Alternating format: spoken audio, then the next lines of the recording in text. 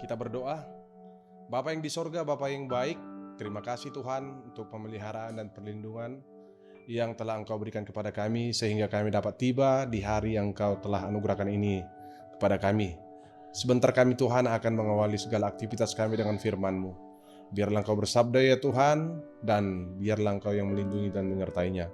Dalam nama Yesus Kristus Tuhan dan Juru Selamat kami berdoa. Amin. Shalom Bapak Ibu Saudara yang terkasih.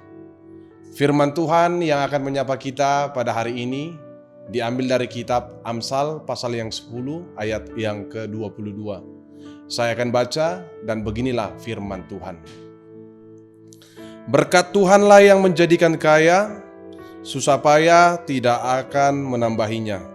Demikian firman Tuhan. Bapak Ibu Saudara yang terkasih di dalam nama Tuhan kita Yesus Kristus, setiap orang pasti ingin kaya. Hal ini juga sangat terang terlihat dalam pemikiran falsafah orang Batak yang sering disebutkan dengan istilah 3H, Hamoraon, Hasangapon, Dohot Hagabion. Hamoraon atau kekayaan itu adalah tanda dari berkat Tuhan. Namun, perlu diingatkan bahwa tidak selamanya berkat Tuhan hanya melalui kekayaan materi saja. Sebab Tuhan adalah Allah yang berdaulat dan berhak untuk mendatangkan berkat kekayaan bagi siapapun. Dengan kekayaan rohani bagi mereka yang taat percaya kepada Tuhan melalui kesulitan, penderitaan, kesusahan yang menerpa dan sedang dihadapinya dalam hidupnya. Pernyataan ini mungkin sulit untuk diterima menurut cara berpikir dunia dan terlebih bagi mereka yang menganut paham teologi sukses. Namun, keinginan untuk menjadi cepat kaya dengan cara yang salah akhir-akhir ini telah banyak merasuki semua kalangan muda dan tua dan menjadi penyakit yang sulit untuk disembuhkan, terkhusus yaitu para pecandu judi slot online. Ini sangat berbahaya. Di lain pihak, Bapak Ibu Saudara yang terkasih, ada yang mengatakan bahwa kekayaan maupun kesuksesan dinilai merupakan semata-mata karena usaha dan hasil kerja keras dari diri seseorang itu sendiri.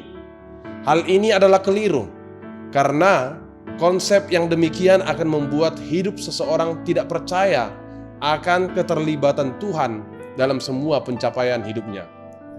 Nats ini adalah sebuah kesaksian yang penulis kitab Amsal berikan, di mana penulis melihat ada indikator dari hidup yang telah menikmati berkat Tuhan oleh buah ketaatan dan percayanya atas pemeliharaan Tuhan itu sendiri, serta buah dari hikmat, kejujuran, dan ketekunan di dalam hidupnya.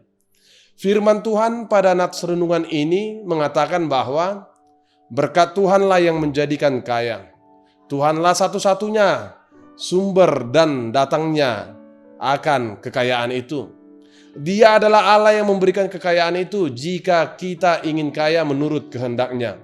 Namun, kita perlu ingat bahwa pemberian itu memiliki tujuan yang jelas dan penuh dengan tanggung jawab. Nah, oleh karena itu, apa yang harus kita lakukan dalam merespon panggilan firman Tuhan menurut nats ini? Yang pertama, firman Tuhan mengatakan supaya setiap orang dipanggil, di mana sebagai orang percaya, hidupnya yang telah diberkati oleh Tuhan melalui kekayaan itu agar mau menunjukkan sikap kedermawanannya dengan membuat kekayaannya menjadi alat dalam melakukan aksi nyata yang konkret yang berkenan bagi Tuhan, seperti mau membantu mereka yang miskin dan membantu orang-orang yang hidupnya berkekurangan. Sebab itulah kehendak Tuhan, agar setiap orang percaya dapat menjadi saluran berkat. Yang kedua, kekayaan adalah berkat dan kasih karunia Tuhan Allah yang harus senantiasa kita syukuri.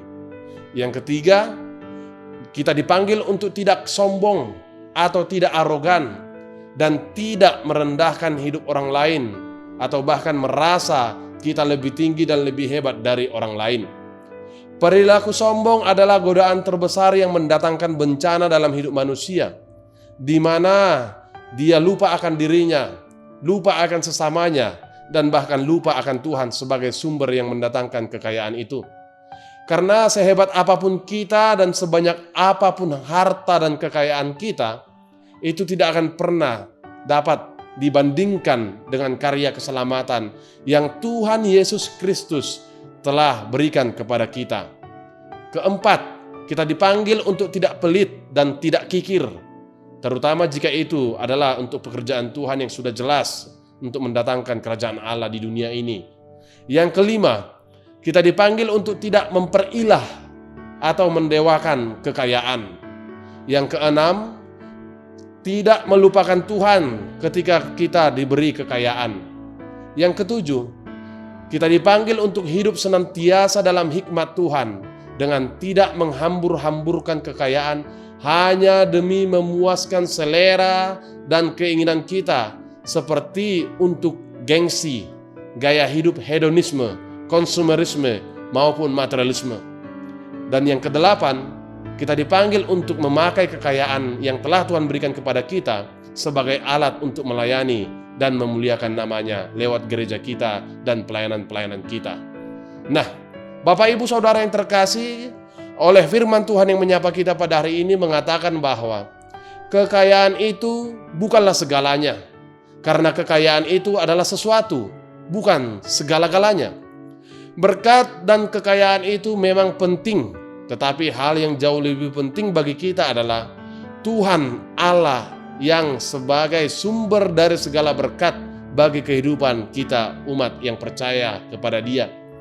Seperti firman Tuhan mengatakan, karena kamu telah mengenal kasih karunia Tuhan kita Yesus Kristus, bahwa Ia yang oleh karena kamu menjadi miskin, supaya kamu menjadi kaya oleh karena kemiskinannya, yang dikutip dalam kitab 2 Korintus 8 ayat yang ke-9. Oleh karena itu, Bapak Ibu Saudara yang terkasih, sebagai umat Tuhan, marilah kita menjalani hidup dengan hikmat dan percaya akan pemeliharaan Tuhan yang selalu memelihara dan melimpahkan segala kekayaannya bagi kita. Amin.